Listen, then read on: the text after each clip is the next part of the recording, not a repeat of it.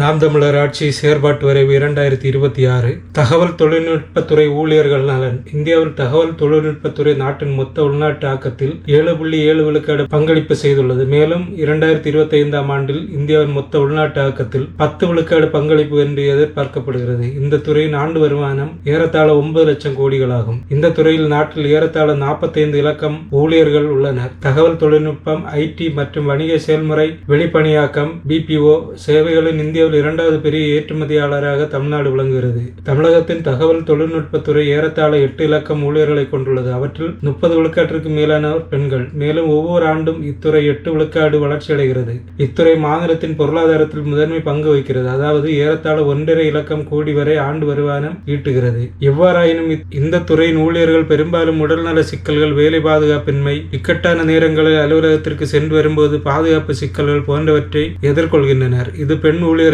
அதிக எண்ணிக்கையில் உள்ள துறையாகும். எனவே இந்த துறையில் உள்ள தொழிலாளர்கள் நலத்துடனும் சரியான வசதிகளுடனும் பாதுகாப்பாக பணிக்கு சென்று வருகின்றனர் என்பதை உறுதி செய்வது இன்றியமையாதது. தொழிற்சங்கம் மற்றும் முத்தரப்பு குழு. ஒவ்வொரு தொழிலாளரும் அந்த பகுதியை சேர்ந்த தகவல் தொழில்நுட்ப தொழிற்சங்கத்தில் உறுப்பினராதலும் 50க்கும் அதிகமான தொழிலாளர்களை கொண்ட நிறுவனங்களில் தொழிற்சங்கம் அமைப்பதும் கட்டாயமாக்கப்படும். தொழிலாளர் நலன் சார்ந்த திட்டங்களை செயல்படுத்தவும், தொழிலாளர்கள் முன்வைக்கப்படும் குறைகளை சரி செய்யவும் நிறுவன நிகராளர்கள், தொழிற்சங்க நிகராளர்கள் மற்றும் தொழிலாளர்கள் நலத்துறை அதிகாரிகளை கொண்டு ஒவ்வொரு நிறுவனம் பகுதிக்கும் ஒரு முத்தரப்பு குழு அமைக்கப்படும். அதேபோல் பெண்கள் பாதுகாப்பு மற்றும் பெண் தொழிலாளர் நலனுக்காக தனியாக ஒரு முத்தரப்பு குழு உருவாக்கப்படும். தொழிலாளர் நலத்துறை சார்பில் தொழிலாளர் நல சட்டங்கள், தொழிலாளர் நலர் செயல்பாடுகள் குறித்த பிற தகவல்கள் மற்றும் தொழிலாளர்கள் தங்கள் குறைகளை நேரடியாக தெரிவிக்கும் வகையிலான படிவங்கள் ஆகியவற்றை உள்ளடக்கிய இணையதளம் செயல்படுத்தப்படும். பணி பாதுகாப்பு மற்றும் ஊதியம். அனைத்து தொழில்நுட்ப வேலைகளுக்கும் குறைந்த அளவு ஊதியமாக 1 மணி நேரத்துக்கு 120 உறுதி செய்யப்படும். ஒவ்வொரு பொருளாண்டுக்கும் தொழிலாளர் நலத்துறை பணவீக்கத்தை மதிப்பீட்டு குறைந்த அளவு ஊதிய உயர்வு விழுக்காட்டை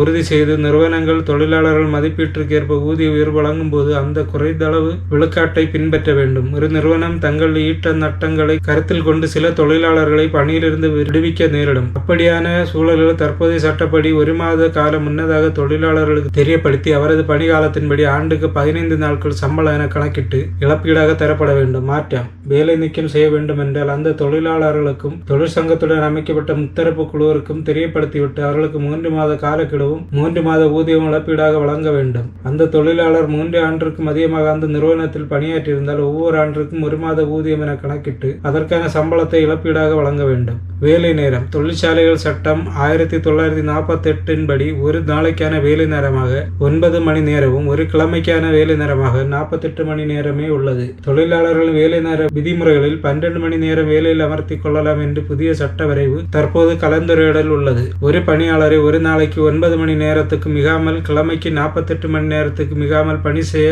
கட்டாயப்படுத்தக்கூடாது. பணியாளர் கூடுதல் நேர வேலைக்கு ஒப்புக்கொண்டால் அதற்காக ஊதியத்தை முத்தரப்பு குழு உறுதி செய்யும். இரவு 8 மணி முதல் காலை 9 மணி வரையிலான நேரத்தில் விடுமுறை நாட்களும் வேலை செய்வர்களுக்கு பாதுகாப்பு மற்றும் போக்குவரத்து வசதியை நிறுவனம் உறுதி செய்ய வேண்டும். விடுமுறைகள். தற்போது தமிழ்நாடு கடைகள் மற்றும் நிறுவன சட்டம் 1947 தற்செயல் விடுப்பு, பிணி விடுப்பு, சிறப்பு விடுப்பு ஆகிய வகையில் ஆண்டுக்கு 12 நாட்கள் விடுமுறை வழங்குகிறது. அதனோடு பெண் தொழிலாளர்கள் அனைவரும் ஆண்டுக்கு 12 நாட்கள் மாதவிடாய் விடுப்பு வழங்கப்படும். மேற்கண்ட விடுப்பில் அடங்காத அனைத்து தொழில்களுக்கும் ஒவ்வொரு ஆண்டும் 2 கிழமை ஆண்டு விடுமுறை வழங்கப்படும். பெற்றோர் நலன். குழந்தைகளுக்கு முதல் சில ஆண்டுகள் அவர்கள் வளர்ச்சிக்கு இன்றியமையாதது. குழந்தைகள் உள்ள குடும்பத்தில் பெற்றோர் இருவரும் வேலைக்கு செல்லும் நிலை அதிகரித்து வருகிறது. அவ்வாறாக பெற்றோர்கள் தங்கள் குழந்தைகளை வளர்ப்பதில் முதலீடு மிக குறைந்த நேரமே செலவிட முடிகிறது. இந்த சூழலில் பெரும்பாலும் பெற்றோரிடம் செலவழிக்கும் நேரத்தை குழந்தைகள் இழக்கின்றன அல்லது குழந்தைகளுக்காக இருவரில் ஒரு பெற்றோர் வேலைக்கு செல்வதை நிறுத்திவிடுகிறார்கள். அதுவும் 99% பெண்களை என்பது குறிப்பிடத்தக்கது. எனவே பணியிட மற்றும்